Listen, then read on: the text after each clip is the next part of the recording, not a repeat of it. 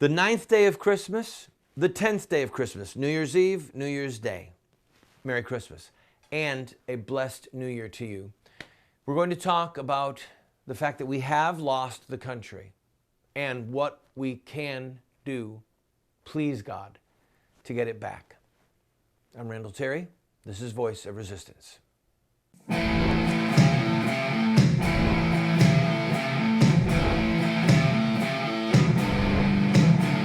Those who forsake the law praise the wicked. Those who uphold the law resist them. Welcome to the Voice of Resistance. Here's your host, Randall Terry. Have you ever seen the movie A Man for All Seasons? It's about Thomas More, the lawyer who was beheaded by Henry VIII. A fantastic movie. A fantastic movie. If you have not seen it, I urge you to get a copy and watch it. It's got some great actors in it. An interesting line. One of the Cromwells is in power and Thomas More is in custody. And it's actually before he's in custody, and then the line is said once or twice in the movie, but the essence of it is this. Why, Thomas, this is England, not Spain. Because the Spanish Inquisition was moving forward and people were being executed, all right? And England was not executing people yet because Henry VIII had not gone completely off the rails. He was off the rails at that point, but he was going to go much further. So the moral of the story with Thomas More was Spain was held up as this wicked, oppressive government, and England was free, and Thomas More, you don't have anything to worry about. Well, Thomas More, of course, ended up being beheaded. And England, all right, the British had lost the country. They lost their country. And it's never been the same in many ways. We have lost our country. And the reason I say this is England, not Spain, is because people want to say, this is America. When you say that, when you say this is America, it doesn't mean the same thing it meant 50 years ago. Not even remotely. Do you realize that just a few days ago, the Klein family from Melissa's Cakes, remember that? Melissa's Sweet Cakes? Look it up online or read about it. However, they gave the government of Oregon a check for nearly $137,000. $137,000 because they said, no, we're not going to make a wedding cake for this lesbian couple because we are Christians and we don't want to have any part of that. So they've been fighting, and the state of Oregon kind of basically put a gun to their head with the law because it says, look, you can appeal your case. But if you're going to appeal, you either have to pay the fine directly to the people, or you have to, or rather put it in a, I'm sorry, not to the people, you have to put it in a fund that the government holds on to while you appeal, or you have to post a bond in case you lose. So it was cheaper for them to just give the government the money, who will hold it, than to pay the bond in order that they could appeal. Are you hearing me? So they're going to lose their appeal. And the money is going to go to this lesbian couple who sued them because they wouldn't make them a wedding cake. Now, listen to my words. This isn't England. This isn't Spain. It's England. No, this isn't America. No, this isn't America. We've lost the country. We do not have righteous people in government anymore. Now, I'm going to prove my point. This is for you, Bobby Sue. When the Obergefell decision came down, do you remember the Obergefell decision? It's the one that legalized homosexual marriage. 3 of the dissenting justices, 4 if you include Clarence Thomas, but 3 of them in effect said that this was a putsch. Scalia specifically said this is a putsch. And for those of you who don't know, that's the German word for a coup d'etat. This is when you have literally seized control of a government. It was a bloodless coup. It was a bloodless putsch. Now, when, Scalia, Anton Scalia is one of the most brilliant men in America. When he uses a word like that, it's not hyperbole. He means it. And other justices, to one degree or another, all intimated that violence was on the horizon. That what the Supreme Court had done by seizing power from the people and by trampling the Constitution, by committing a putsch, all right? That what they had done was paving the way for violence. Bloodshed, okay? I'm going to take a break, and I'm going to weave in for you Donald Trump's campaign and whether we're going to get out of this with bloodlessly or with blood, or whether we're never going to get out of it. Don't go away.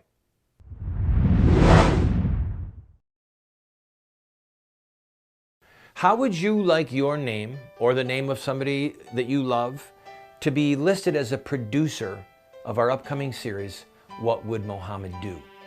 If you are in a position to give a $1,000 gift, we have to buy some computer gear and some 4K monitors that cost about $12,000. One computer and 2 monitors, $12,000, because they're broadcast quality. This is not a Hewlett-Packard laptop, okay? If you can be one of those 12 people who give $1,000 or more, we will list you as a producer in the series, What Would Mohammed Do? Or if you want to do it in memory of a loved one, we will do that as well. Please, go to the GoFundMe site you see, watch the pilot, and if you say, I want to be a part of that, give a $1,000 gift, and we will put you or the person you choose as a producer of this TV series. I thank you in advance. God bless you.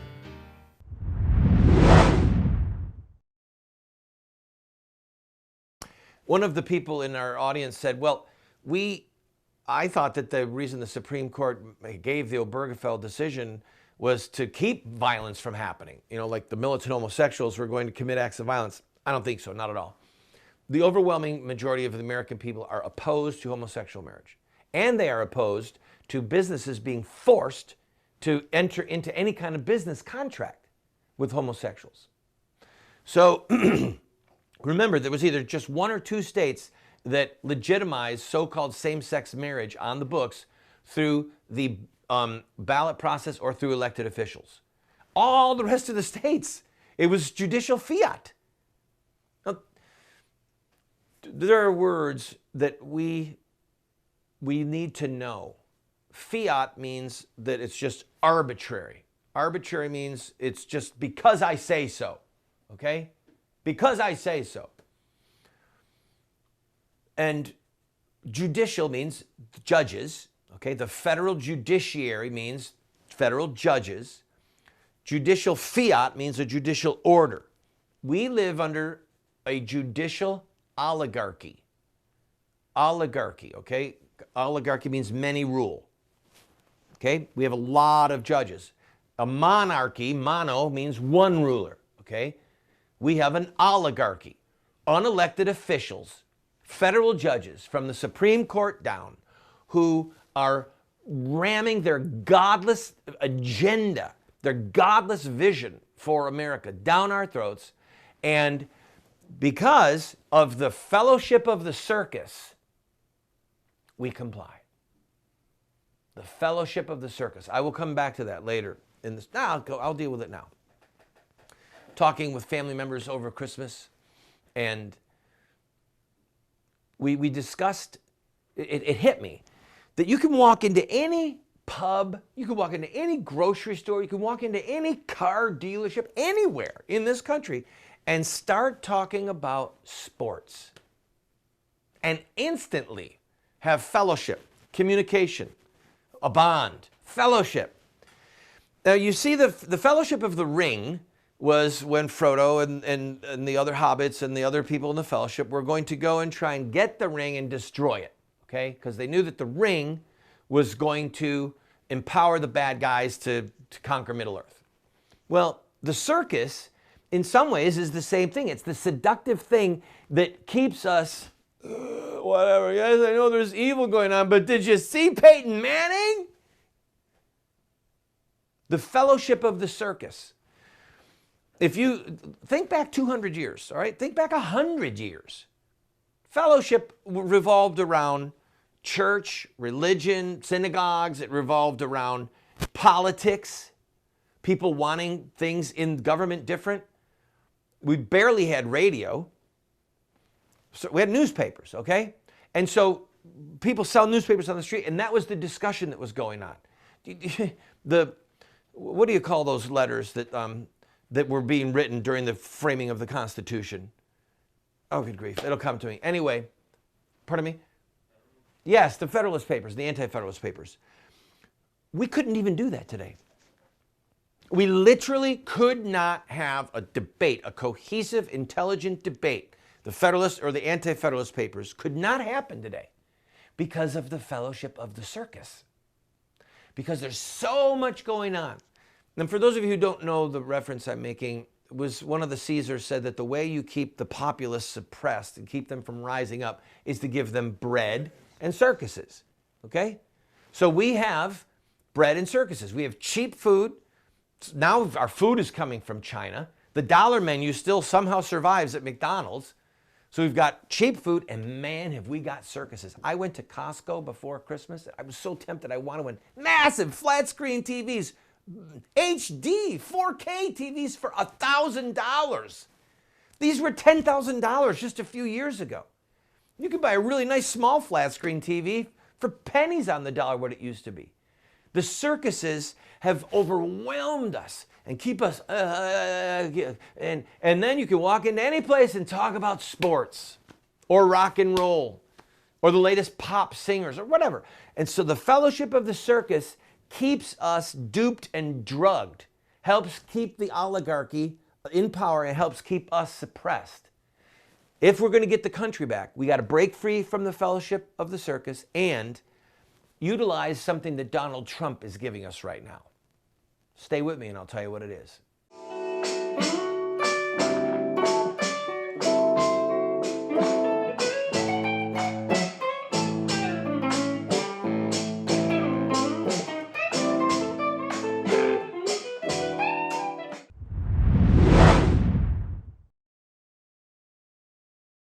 Supreme Court Justice Clarence Thomas referred to John Locke twice in his dissent in the Obergefell decision. John Locke is referred to as the philosopher of American liberty. He was a genius, and he not only believed in natural law, but he believed in revealed law, the Word of God, the law of God. And he is one of the two most influential philosophers on the founders of this republic. We are offering you this book, and I'm going to give you my book as well, The Sword. The Sword, the subtitle is The Blessing of Righteous Government and the Overthrow of Tyrants. It looks at what is the legitimate purpose of government and when is it our right to overthrow government like they did with the Declaration of Independence. We will send you these two books if you simply pay for the shipping and handling, $8, and then give whatever else you want. And by the way, the $8 doesn't cover our cost, but if that's all you can afford, we'll send them to you for the $8. God bless you.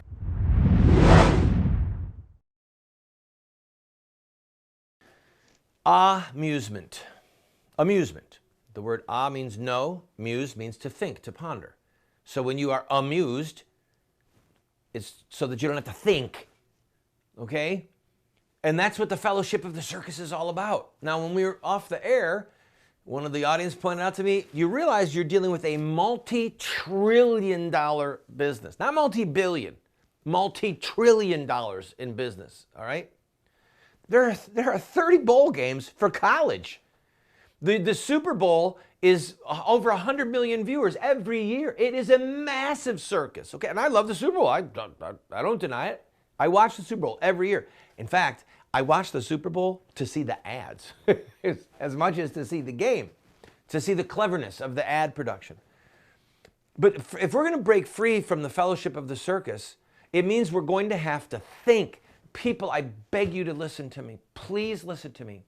Amusement in its place, to just stop thinking for a minute, is a healthy thing. It's a good thing. But it is a poison if it's what drives us, if it's what sustains us, and if it keeps us from focusing on things eternal, on things that matter. The laws of God, coming down to us. The conflict between good and evil, between Christianity and Islam, okay? If we don't think about these, and thinking about them means we read. It means we read. I'm forgive me for the pathos, and please don't tune me out. I'll calm down. It means we have to read. It means we have to ponder. Blessed is the man that walketh not in the counsel of the ungodly, nor standeth in the way of sinners, nor sitteth in the seat of the scoffers, but his delight is in the law of the Lord, and in his law doth he meditate day and night. He meditate. That Hebrew word is where we get the word muse, or to chew, like chewing the cud. So it means that you're thinking about these things, you're pondering them. I'll never forget one of the most dramatic moments in my life, for me personally. I might have been 30 years old. I was sitting someplace listening to a preacher. And I had said many times that I would be willing to die for freedom. And I would have been, and I still am. But it hit me. It hit me almost like a thud in my chest. The question is not, are you willing to die for freedom? That is one question. But the question is also, are you willing to kill for freedom? Are you willing to dispatch your sons and your daughters to kill fellow human beings in order to be free? Now, well, Randall, that's really crazy talk. No, really it's not. You've heard of George Washington. You've heard of Patrick Henry. You've heard of the American Revolution. The founders of this republic said, we are prepared to risk our lives and the lives of our sons, and we are going to kill fellow Englishmen to be free from the tyranny of the monarchy of George III. So don't tell me that this is radical talk. You just think it through.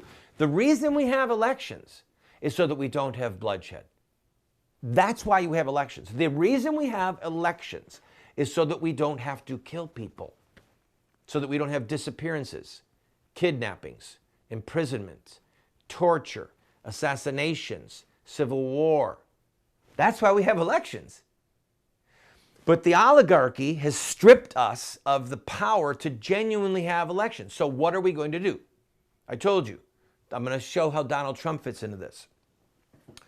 Along with the seizing of power from the federal judiciary on a very consistent long-term level, going back to the 60s, really, even the 50s, the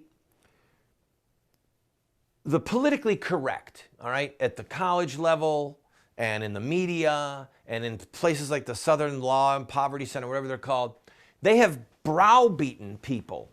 Browbeaten people. Now, I'm in my third segment, right? I'm going to go a little bit long here. These politically correct elite have browbeaten people into political correctness, tolerance, multiculturalism, all of which at first blush you think, well, sure, I'm Italian, but I should be tolerant of Irish, okay? That's not what they're after. They're after, and they have shown what they're after, is the subjugation or the overthrow of the ethical order given to us by Judeo-Christian philosophy, Judeo-Christian law, okay? That there is a God in heaven, and that what he gave Moses on Mount Sinai is real, what he confirmed in through our Lord Jesus Christ is the truth, okay?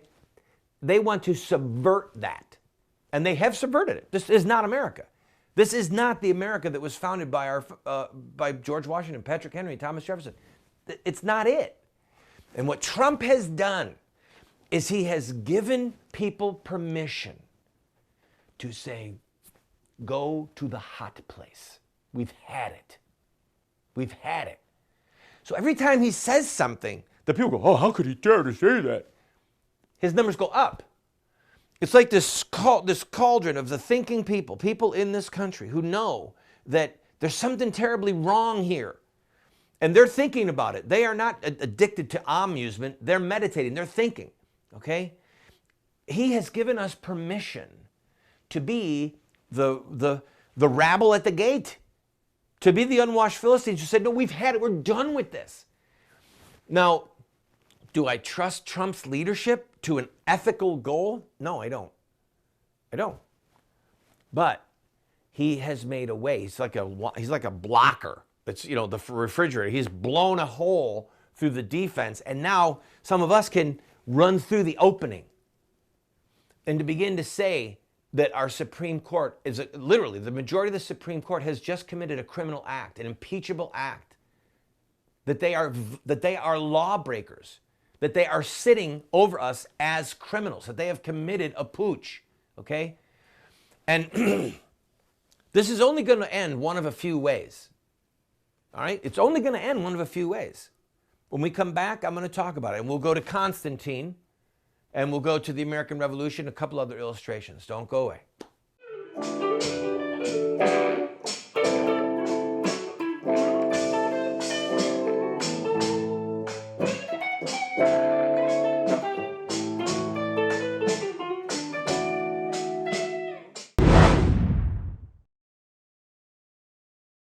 Friend, this TV show represents a mission. It's to be a voice of resistance to the evil in the land, but also to inspire people like you to take a stand at any level that you might be able to equip you, to inspire you, to challenge you, to give you the rhetorical ammunition that you need. But we still have to pay bills. This program, as you know, if you're a regular viewer, we don't spend a lot of time raising money. We don't spend a lot of time saying, oh, you need to buy this and we're going to run. No, we're bringing you a message, but we still have bills that we need to pay. I'm asking you, if you have been blessed by this show, to please go to our website or send a check to the address you see on the screen or call the phone number that you see on the screen and use your credit card and to give $50 or $100 or $500 just to help us meet our normal expenses. And we'll keep bringing you this hard-hitting show.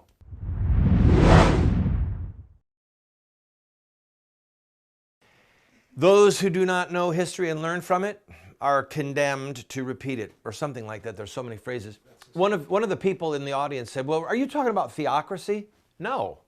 No. We're talking about the law of God being over the laws of men. Thomas Paine wrote Common Sense, okay? And in Common Sense, he said that what would be enshrined is the law of God, the Bible. But that our laws, the Republic, the Constitution, our state laws, would be based upon the principles of you shall not commit false witness, bear false witness, you shall not steal, you shall not murder, you shall not commit adultery, you shall not, 6 days labor and on the seventh day rest. Okay? The second tablet of the law. There are people who fear a theocracy because what they really are afraid of is an ecclesiocracy, where the church literally runs the civil government. No, we do not want that. We want a separation of the powers. But civil government is under the laws of God.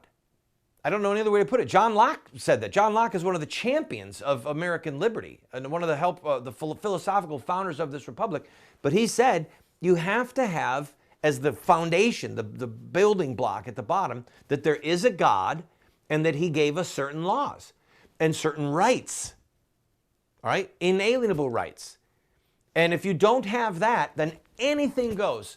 Pol Pot, Mao Zedong, Joseph Stalin, Vladimir Lenin, what's his name? Mohammed, anything goes. If you don't finally rest on the Judeo-Christian principles of law and the separations of powers. All right, Constantine, he converted and then stopped the persecution of Christians. And then his son ended the public worship of pagan idols and separated the state completely from paganism without bloodshed. In Greece, they had the Muslims occupying a 7-year bloody war to drive the Muslims out. In Spain, bloody battles to drive the Muslims out and to restore freedom, okay? We're talking about restoring freedom. The American Revolution was bloody battles to drive the British out to restore freedom. This is either going to end bloodlessly, like with Constantine and his son, or bloodily, like these battles and 100 others like them. And some of that depends upon us. Are we willing to suffer now by just speaking the truth and fight and work as hard as we can in the political arena so that we don't have to get to the place where there is bloodshed? Ponder well these thoughts. Save this one. Watch it again in a year or two. God bless you. Merry Christmas. Happy New Year.